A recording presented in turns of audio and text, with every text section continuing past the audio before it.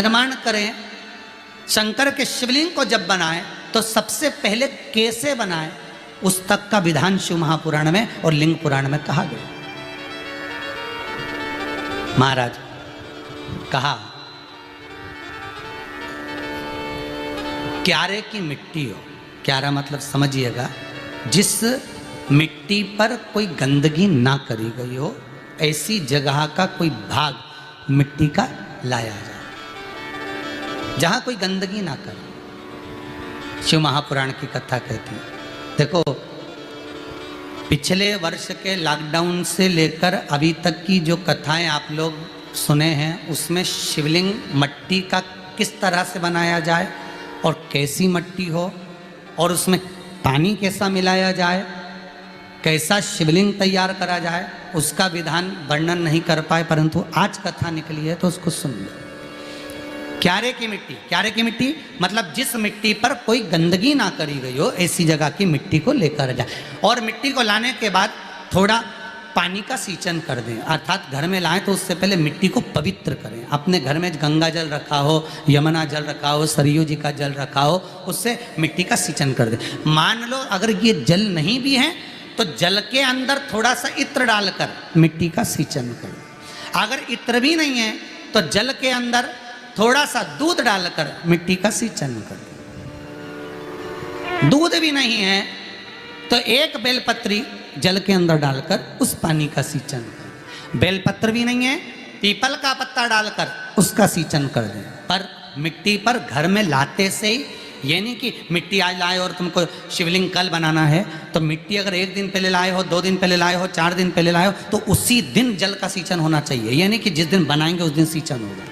मिट्टी पर पानी का छींटा, सींचन भले ज़्यादा मत डालो पर छींटा तो उस दिन लगा देना चाहिए जिस दिन घर में मिट्टी लेकर आए हो, जिस दिन लेकर। फिर भले तुम शिवलिंग 15 दिन बाद बनाओ, 8 दिन बाद बनाओ, 10 दिन बाद बनाओ, 3 दिन बाद बनाओ, पर उस समय पर मिट्टी का सींचन उस समय हो जाना चाहिए।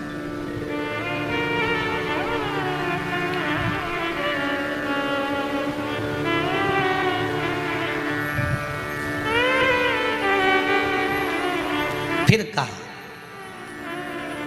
जिस दिन शिवलिंग का निर्माण करो उस दिन प्रातः में अगर आप शिवलिंग बना रहे हैं तो ब्रह्म मुहूर्त में मिट्टी को गला दो।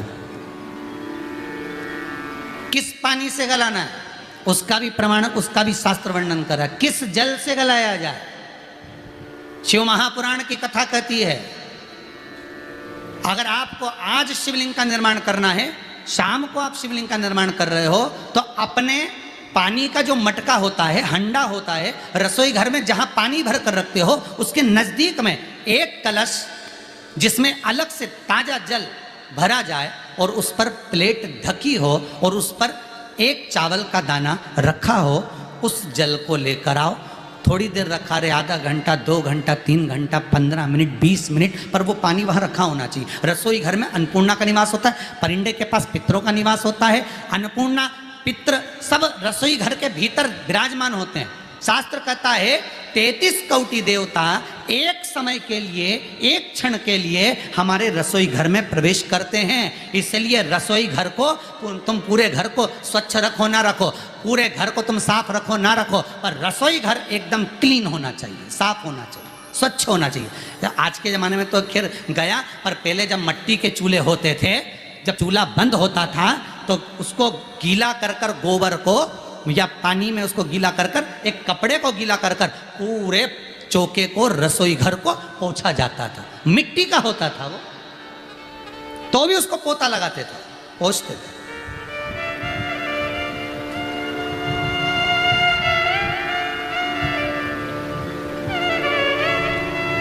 तो पहला क्रम है पार्थिव शिवलिंग का निर्माण।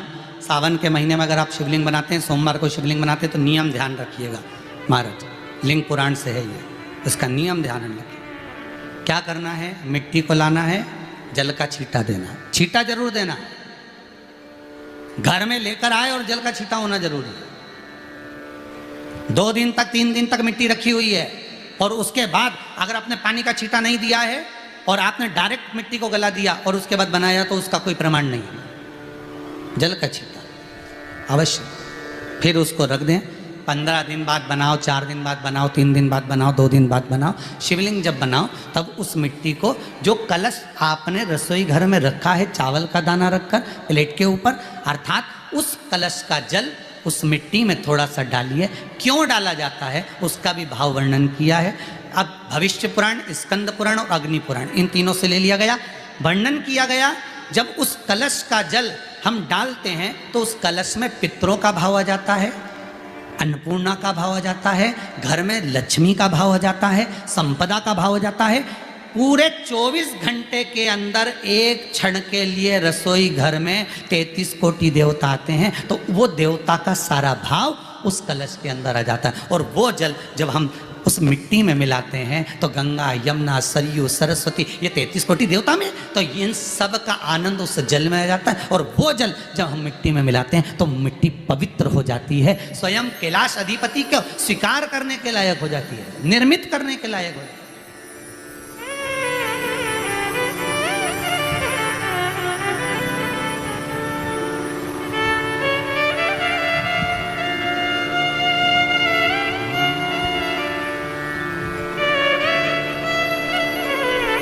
शिवलिंग का निर्माण। अब शिवलिंग का निर्माण कैसे करना? मिट्टी में गला दिया पानी में। सबसे पहले शिवलिंग बनाने से पहले पात्र जो होता है उसके नीचे एक बेलपत्र रखी जाती है। क्या रखना है? एक बेलपत्र। शंकर को झेलने के लिए कोई साधारण नहीं है पात्र जिस पे झेला जाए।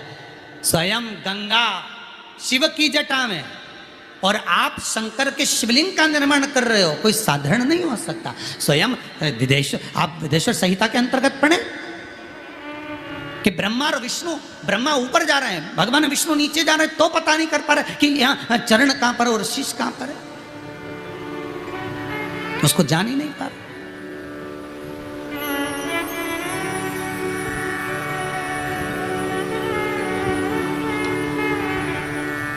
बस एक बेलपत्र, साधारण भाव में बेलपत्र भी सीधा भाग, और इस बेलपत्र की जो डंडी है वो उत्तर दिशा में रखना है थाली के अंतर्गत। जब आप शिवलिंग का निर्माण करें उत्तर, इसके ऊपर जो गलाई हुई मिट्टी है वो डाल दीजिए, और डालने के बाद सबसे पहले शिवलिंग का स्वरूप बनाना है। सबसे पहले नीचे की जलाधारी नहीं बनाना। क्या बनाना है? शिवलिंग का स्वरूप बनाना। बनाने के बाद उसी शिवलिंग के पास में और मिट्टी डाल लीजिए, फिर जलाधारी का निर्माण करें। फिर जलाधारी,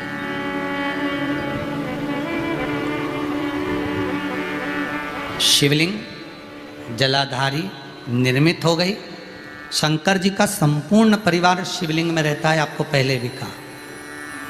भगवान भूत अधिपति भूतेश्वर भगवान शिव का संपूर्ण परिवार शिवलिंग में, पहले भी कथा में कहा, आज फिर आपको वर्णन कर देते हैं। जैसे ये जलाधारी है गोल, ये चरण है, ये शिवलिंग है।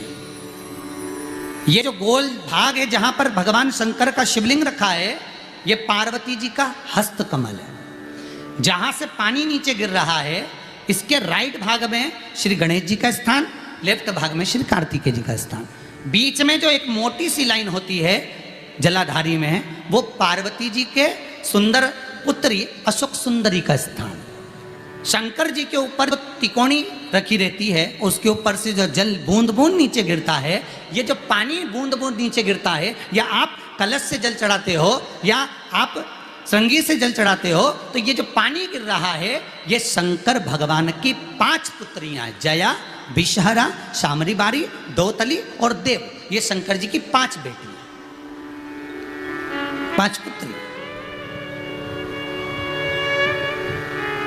कार्तिकेय भी है, गणेश भी हैं, अशोक सुंदरी भी है, शंकर जी की 5 बेटियां भी हैं, शंकर भी है और पार्वती भी। अर्थात शिव जी के परिवार में आपको गणेश जी की पूजन अलग करने जाने की जरूरत नहीं पड़ेगी। शंकर के परिवार में पार्वती जी की पूजन अलग करने जाने की जरूरत नहीं पड़ेगी। कार्तिकेय की पूजन अलग जाकर करने की जरूरत नहीं है। शंकर का परिवार, शंकर के शिवलिंग के साथ में उस जलाधारी में संपूर्ण परिवार शंकर का विराजमान है। संपूर्ण परिवार, कुछ भी नहीं, संपूर्ण, और पूरा परिवार है महाराज। फिर वही बात आई, ध्यान दीजिएगा, जिस व्यक्ति को नींद ना आवे, रात्रि को सोते समय टेबलेट खाने की जरूरत नहीं, शंकर भगवान की 5 पुत्रियों का नाम लीजिए। जया, हाथ में जल लो, पलंग पर बैठो, जल हाथ में लिया, जया आचमन कर लो। विषहरा आचमन कर लो। श्यामली बारी आचमन कर लो। दौतली आचमन कर लो। और देव आचमन कर लो। ये शंकर की जो 5 पुत्रियां हैं, ये ऐसी पुत्रियां हैं जो निंद्रा देवी को लेकर आती हैं और हमें विश्राम का आनंद सुख प्रदान करती हैं, हमारे नयनों पर विराजमान रहती हैं। हाँ, यदि विवाह नहीं हो रहा, शादी नहीं हो रही है, बहुत समय से लगन देख रहे हो, शादी नहीं हो रही, बहुत समय से परेशान हो गए कि विवाह ही नहीं हो रहा, हम तो टेंशन में पड़ गए, लड़की 28 साल 30 साल का लड़का हो गया, विवाह नहीं हो रहा, कुछ मत करो। अष्टमी तिथि आए तो अशोक सुंदरी वाली जो जगह है वहां पर हल्दी की 7 बिंदियां लगा दो, लड़का लड़की का हाथ उस बिंदी पर रखवा दो, उसका नाम गोत्र बोलो, उसी हल्दी में उसके हाथ पीले करवा दो और पीपल के पेड़ पर उस हाथ के 5 छापे पड़वा दो। 3 महीने में विवाह पक्का हो जाता है महाराज। उसका इतना, अशोक सुंदरी के उस हल्दी का इतना प्रमाण है।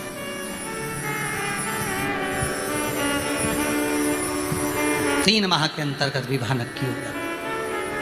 इतना इतना प्रमाण है महाराज। भगवान शिव की आराधना का कोई साधारण फल है महाराज।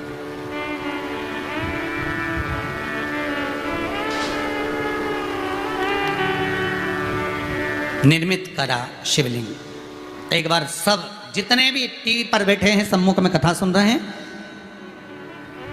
फेसबुक यूट्यूब पर सुन रहे हैं, एक बार साथ में समझें वापिस निर्माण को, शिवलिंग के निर्माण को। मिट्टी लाए, स्वच्छ जगह की, जल का छींटा दिया, रखा। जब शिवलिंग बनाया तो 1 कलश पानी पहले से 2 घंटा, आधा घंटा, 15 मिनट, 20 मिनट पहले उसको रख दिया। उसी पानी से उसको गीला करा। गीला करने के बाद उसका निर्माण सबसे पहले बेलपत्री, बेलपत्री के ऊपर मिट्टी, मिट्टी के ऊपर रखकर शिवलिंग का निर्माण, फिर जलाधारी का, जलाधारी का निर्माण और शिवलिंग का निर्माण पूर्ण होने के बाद में फिर बाबा का सुंदर भाव से आप श्रृंगार करें, अभिषेक करें, पूजन करें। और एक बात याद रखना, पार्थिव शिवलिंग का अगर निर्माण करा है तो आपको वो पार्थिव शिवलिंग को रात्रि होने से पहले विसर्जन होना जरूरी है। हाँ, अगर कोई शिवरात्रि का दिन है तो फिर आप पूरी रात रख सकते हो। हरतालिका तीज का दिन है, पूरी रात रख सकते हो। बड़ी तीज है, छोटी तीज है, आप शिवलिंग बनाए हो तो आप पूरी रात रख सकते हो। विशेष कोई उत्सव है, श्रावण का महीना है, पूरी रात रख सकते हो। पर बाकी के समय अगर आप शिवलिंग का निर्माण करें तो उसको सूर्यास्त होने के पहले आप उसको नदी में, जल में, जलाशय में विसर्जन करें। बहुत ध्यान दीजिएगा, विसर्जन करते समय जब आप विसर्जन करें, पानी में अपने पात्र को, शिवलिंग को जब छोड़ें, उस समय पर ध्यान दीजिएगा कि शिवलिंग की जो जल की धार है, जिसका उत्तर की ओर जो जल की धार होती है, विसर्जन करते समय वो जल की धार अर्थात वो उत्तर का भाग हमारी ओर होना चाहिए और थाली इस तरह से पकड़ें कि वो भाग हमको जब डालें तो वो भाग हमको दिखे, थोड़ा सा नजर आए पानी में डालते समय। और जब वो थोड़ा भाग दिखता रहे और जिसलिए आपने शिवलिंग बनाया, जिस कामना से आपने शिवलिंग बनाया है, वो कामना उस भाग को पानी में देखते देखते बोल दीजिए, वो कामना पूर्ण हो जाती है। इसको कहते हैं पार्थिव शिवलिंग का निर्माण करना और उसकी आराधना करना। उसकी आराधना कई लोग करते हैं, बना भी लेते हैं, पूजन भी करते हैं और कई बार कहते हैं हमारा काम नहीं, तो उसमें भगवान का दोष नहीं है, दोष अपना। देखो, आप आए नहीं, सुबह हो गई, मेरी पूजा की थाली धरी की धरी रह गई। क्यों नहीं आए, किस लिए नहीं आए, वो हमें देखना। कह रहे हैं भी हमको कष्ट देने लगे तो समझ लेना कि ये तुम्हारे साइज के नहीं है, ये अपने साइज के नहीं है। जूते अगर कष्ट दे रहे हैं पाँव में तो समझ लो कि हमारे साइज के नहीं है। कपड़े पहन रहे थे, टंगा गए, यहाँ से फटने लगे, कहीं यहाँ से तकलीफ दे रहे हैं, कहीं यहाँ से तकलीफ दे रहे हैं, तो समझ लो कि कपड़े हमारे साइज के नहीं हैं। और रिश्ते, संबंध, दूसरे गाली नहीं दे रहे हैं, अपने ही अगर अपने को गाली दे रहे हैं, अपने ही अपने को अपशब्द कर रहे हैं, अपने ही अपने को कोस रहे हैं, अपने ही अपने को आड़ा टेढ़ा बोल रहे हैं, तो समझ लेना रिश्ते भी तुम्हारे साइज के नहीं हैं, तुम इनके साइज के नहीं हो। इसलिए जो जूता कष्ट दे उसको त्याग दो, जो कपड़ा कष्ट दे उसको मत पहनो, और जो रिश्ता आपके जीवन में आपको तकलीफें देना प्रारंभ कर दे, प्रयास करो उसको एक और कर कर भगवान की भक्ति में रमना प्रारंभ करो।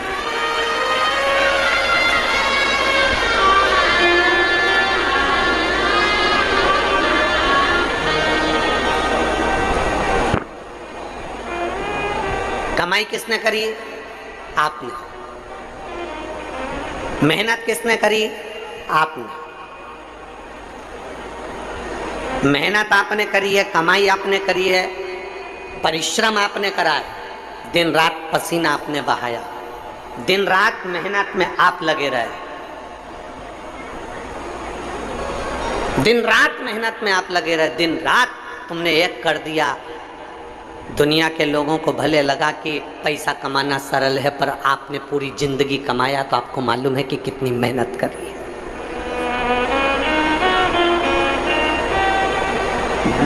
मेहनत करते करते तुम कब 55 साल के हो गए, 50 साल के हो गए, तुम्हें नहीं मालूम पड़ा। तुम कब 48 के हो गए, कब तुम 45 के हो गए, तुमको नहीं मालूम पड़ा। मेहनत तुमने करी, कमाया तुमने, नाम तुमने, शोहरत तुमने, बंगला तुमने, फ्लैट तुमने, कोठी तुमने, जमीन तुमने, दुकान तुमने, प्रॉपर्टी तुमने, फैक्ट्री तुमने बनाई, और मालूम पड़े इतना करने के बाद भी अगर तुम्हारा बेटा तुम्हारे मुख पर आकर तुमसे तेज आवाज में बात कर ले तो समझ लेना कि यह कोठी और बंगला सब शून्य है। इतनी मेहनत किसके लिए करी थी? अपने बच्चों के लिए। इतना किसके लिए बनाया था? अपने बच्चों के लिए। और आज अपना ही पुत्र, अपना ही बेटा, अपनी बेटी चिल्लाकर बात करे अपने से। जिस ऑफिस में बैठते हो, जिस दुकान पर बैठते हो, वहां नौकर तुम्हारे हाँ हजूरी करता है, सर बोलिए, सर बोलिए, सर बोलिए, सेठ जी बोलिए। फैक्ट्री में बोल रहा है, सेठ जी बोलिए। नौकर सुलट ठोक रहा है, बार बार तुमको विनती कर रहा है, सर, सेठ जी। दुकान पर नौकर कहता है सेठ जी, सेठ जी, सेठ जी। दुनिया के लोग, मोहल्ले वाले कहते हैं सेठ जी, सेठ जी, और पूरी ऑफिस के लोग सर सर कर पहुंचता है। और बेटा जब चिल्लाकर बोलता है, बेटी जब चिल्लाकर बोलती है, पत्नी या परिवार के व्यक्ति जब चिल्लाकर बोलते हैं, तब वो व्यक्ति अंदर से टूट जाता है कि मैंने इनके लिए करा और आज सब सुनना मुझे पड़ रहा है। भीतर से टूटता है, भीतर से।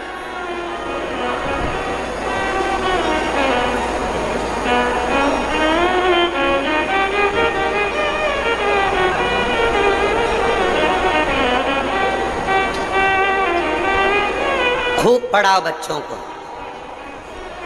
बेटा बेटी की एजुकेशन में कोई कमी नहीं आना चाहिए।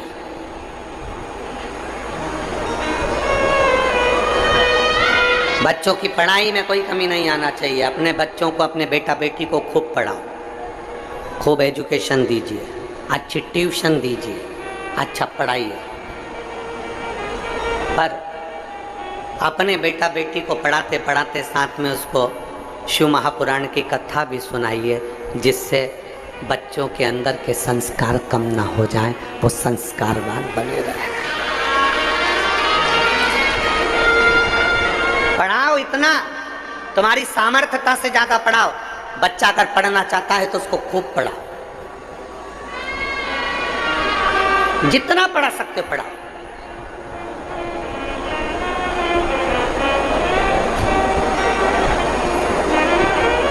जितना जिसकी एजुकेशन है और जितना जिसमें बल है पढ़ने का, जितना जिसमें बल है।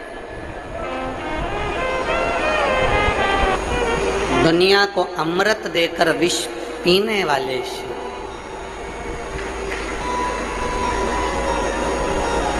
रतन, माणिक, मोती, सोना, चांदी अंबर, पीतांबर, ऐरावत, अप्सरा, लक्ष्मी, सब निकला है समुद्र मंथन। सब कुछ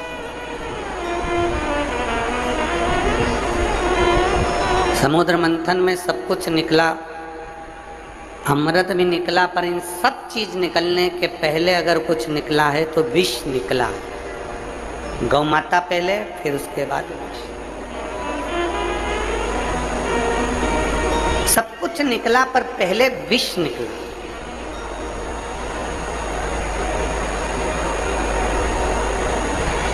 तीन क्रम है। आप कुछ भी काम करोगे उसके तीन क्रम है। पहला, दुनिया के लोग आप पर हंसेंगे। जब आप कुछ काम करेंगे, आप कुछ आगे बढ़ने का प्रयास करेंगे तो तीन क्रम है। उसमें सबसे पहला क्रम है दुनिया के लोग आप पर, जम के बोलो जरा, हंसेंगे। फिर आप जब आगे बढ़ने लगेंगे, उन्नति की ओर चढ़ने लगेंगे, तब दुनिया के लोग आप पर ताने कसे। तीन क्रम है। पहले दुनिया के लोग आप पर हंसेंगे, ताने कसेंगे, आपका विरोध करेंगे, आपको अपशब्द कहेंगे। और फिर तीसरे नंबर पर है जब आप बहुत उन्नति की सीढ़ी पर चढ़ जाओगे, फिर दुनिया के लोग आपका हाथ जोड़कर नमन भी करेंगे। निश्चित पहले हंसेंगे। एक बेटी ने लिखा,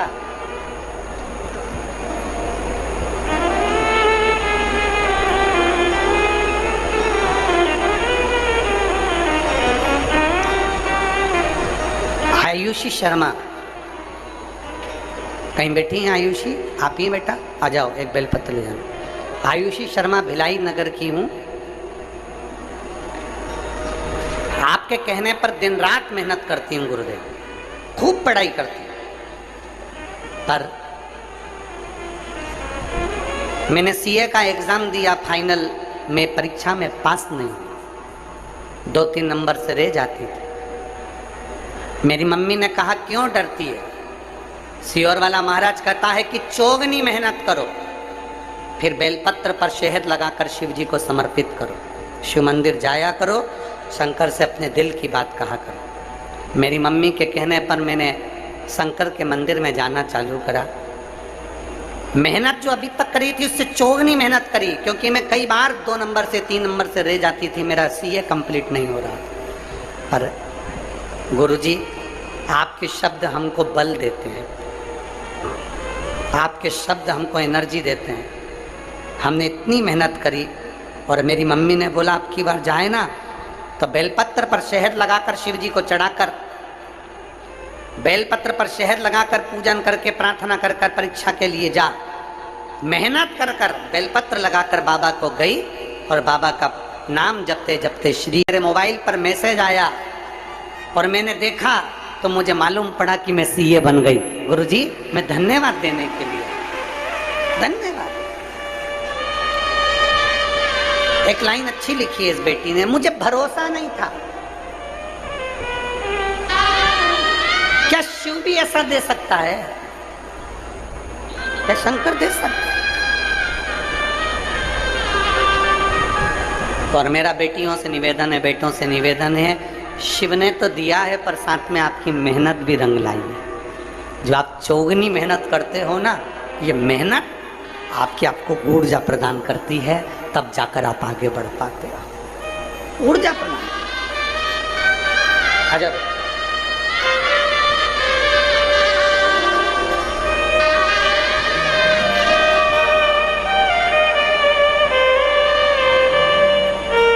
बधाई दो बेटी को, एक बार जोरदार ताली बजाकर, सीए बनने की बहुत बहुत बधाई।